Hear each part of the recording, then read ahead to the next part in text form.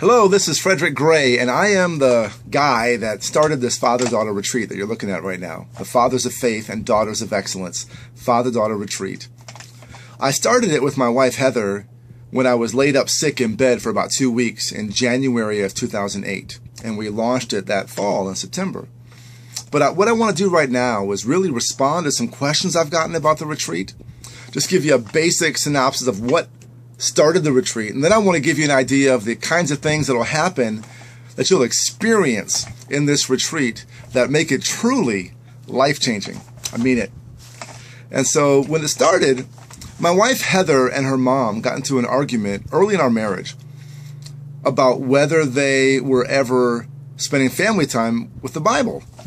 And we were talking about what we were going to do with our first child. My wife was pregnant with our first child, our daughter Noelani. And so they got in this really intense argument. And here's what it was about. My wife talked about how she wanted us to have like family Bible time, family devotion time, family worship, whatever you call it. And her mom said, well, we did that. And Heather said, no, we didn't. And her mom said, yes, we did. And she said, no, we didn't. And it went back and forth, and they had this argument about it. I thought, well, this is interesting. You got two people who are swearing up and down something happened a certain way. So it ended up coming out later on that they both were right. They did the family Bible time, the family worship, the family devotions, until my wife turned 5 years old and went to school. And then the school and the activities kind of consumed their lives. And it was never that regular of a thing anymore. So, but through it all, it occurred to me, what in the world just happened? You had something that really happened. My wife forgot it, and it was like it never happened to her. So that was when it occurred to me, and I created what I call the law of forgotten memories. That even if something was real, and it really happened, if you forget it, it's like it never happened. Which is, quite frankly, isn't that why things like dementia and Alzheimer's are so devastating? Because people forget not only their experiences, but they forget their relationships. They forget the people. One of the most devastating pains you can ever go through. And I'm sensitive to that. But still, I thought to myself, what makes something worth remembering, barring some of the medical challenges like dementia and Alzheimer's? Why do we remember birthday parties and weddings and graduations and that kind of thing? And why are there so many other things that happen that some people remember, but we don't? I don't know all the reasons behind it, but I can tell you one thing. One powerful reason people remember things, and that's intensity. Let me say it for you again. Intensity! The more intense something is, the easier it is to remember. It's like it's plastered forever with super glue onto your memory banks. You can't forget it if you tried. Well, okay, that happened. Then as my first daughter, Noelani, was born, my first child, my daughter, Noelani, I would walk her to bed every night. I'd pray for her. But then I would think to myself, I would also think, how can I make my experience and reality as a father unforgettable for my daughter? This gets into what I call the law of forgotten memories. I thought to myself, well, what if half the days of her life, I'm a great dad? And what if the other half of her life, I'm a horrible dad? And she forgets the days I'm a good dad. Then her reality, based purely upon her memory, is that I was a horrible dad. Well, was I? Half the time I was.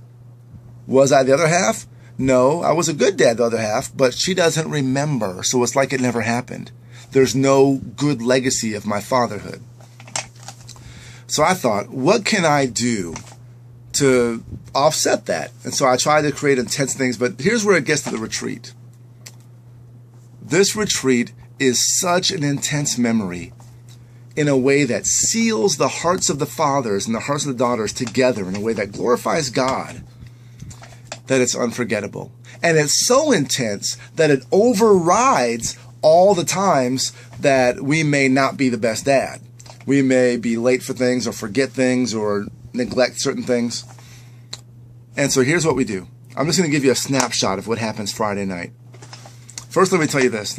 I put a lot of time into creating this retreat. My wife put in a lot of time in creating this retreat, and she's the best event planner in the world as far as I'm concerned. The 5 love languages. Are you familiar with that concept? It's been a bestseller for decades. The 5 love languages. We make sure that the way the dad harnesses his love and onslaughts his daughter's heart with love is communicated and channeled through all 5 love languages. I won't explain why now, but just trust me, all 5 love languages are hit multiple times. But we also have thought about giving this onslaught of love on the daughter through 5 senses. All 5 senses. I'm just going to give you a quick snapshot of how that works. Before the banquet begins on Friday night, you get all dressed up, really nice, and you get pictures taken. So visually, you connect and have a level of intensity with this memory of visually looking good with your dad. Then, as you get to enter the banquet, you're arm in arm with your dad. It's arm in arm. And you enter the banquet. It's almost like a wedding reception. People announce you to the banquet, and you walk in, and everyone's like, oh, they applaud for you. Just like a wedding reception.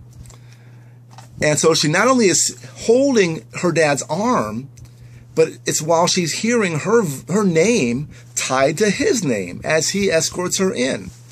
If you have multiple daughters, you will escort each daughter in individually, because it's that important for each individual daughter to experience this.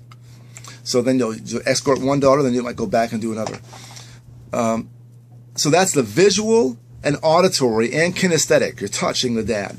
You get to the table, and there's a beautiful bouquet of flowers and the smell. And a lot of people, when you study memory and what triggers memory recollection, a lot of people say that smell, the olfactory glands of what you smell, creates the strongest glue that allows a memory to stick in your brain and to be recalled. And so we have the smell there. Then you taste this beautiful meal, this delicious, this fantastic, delectable meal by these great chefs at the Safety Harbor Resort and Spa, where we have the retreat this year.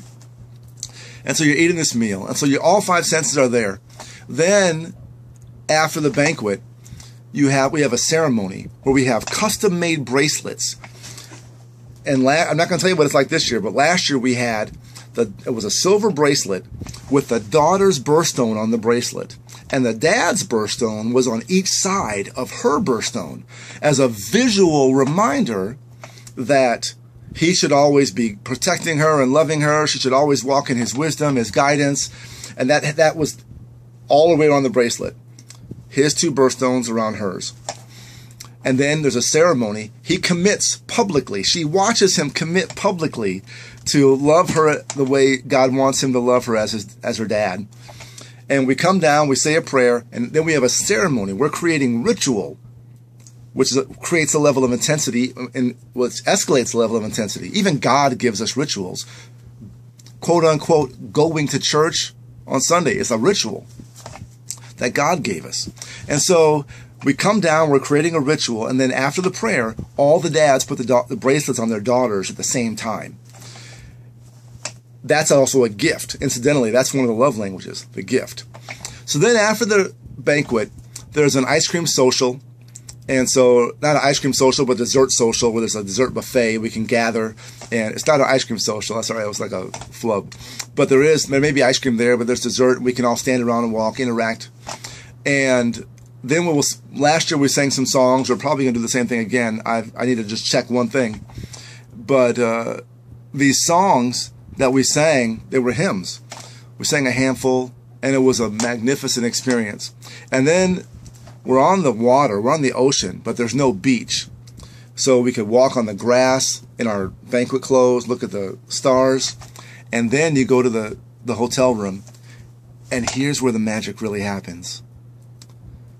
What I'm going to tell you right now, I've never revealed on the website before, because I always wanted to keep it secret. But because of some of the questions, I want you to understand the kind of legacy you're creating and the magic that will happen at this retreat. Several weeks before the retreat, once I find out who's coming, we send you really nice stationery and ask you to write a letter to your daughter. It's your letter. No one's going to know even if you give it to her. But I'll make suggestions, and I'll tell you things like, not the best place to say, I wish you cleaned up your room more, that kind of thing, or I wish you didn't. Don't criticize her. This is a time for you to tell her the things you thank God about her, the way that God has blessed her, how she's blessed your life, the kind of dad you want to be. Tell her and say, if I've fallen short of these ideals, it's only because I've fallen short. This is the kind of dad I'm trying to be for you. This is the kind of man I want you to marry. This letter is magical because then we get to the hotel room after the onslaught of love through all 5 senses and all 5 love languages. Then in the hotel, you read her this letter. And that seals it. People are changed. They come back the next day. Daughters grabbing dads. When the dads the night before told me my daughter hasn't talked to me in months and she doesn't, you name it. Whatever your situation is, whether you have the best relationship ever or whether your relationship is floundering, your father-daughter relationship, at that moment, if you write a letter from your heart and read it to her, that's where things will start to change. But you're not just creating an intense memory. You're creating a legacy. Because let me tell you how. She gets to keep that letter. And she will give it to her daughter and say, hey, this is the kind of man your grandfather was. Let's, God forbid, if you pass away before you can, or your daughter's great-granddaughter, and say, hey, this is the kind of man your great-grandfather was. Marry a guy like that. Or she could tell her son or grandson and say, hey, this is what my dad did for my daughter, for me. Do this for your daughter. That's a legacy, guys.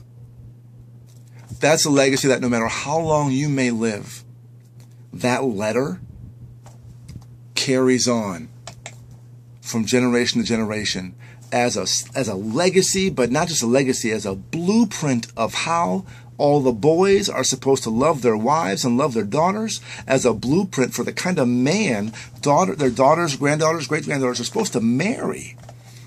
That's a big deal because it's not just a letter. You might think, well, I'll just write her a letter. You can do that. That's a good thing. I want you to do that.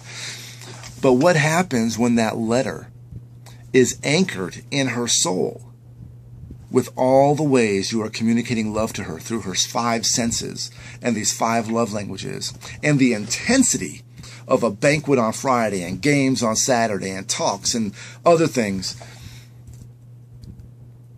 That means the letter has even more impact, guys. I'm not saying writing your own letter doesn't have impact. It does, and I want you to do it. But when the letter is connected to the whole experience of this retreat, there's nothing like it. Because you can't have this level of intensity by yourself. You need other people to create this level of intensity, this heightened memory that will never be forgotten. I created this retreat with my wife for my daughter. I've had 2 more daughters since then. I have 3 daughters. And this retreat is something that I do. And I will continue to do it, if for no other reason than to give my daughters the experience of this retreat. And I'm encouraging you with all I have. Give this gift to your daughters. Give this gift to you. There's nothing like this out there. You will never find any retreat like this.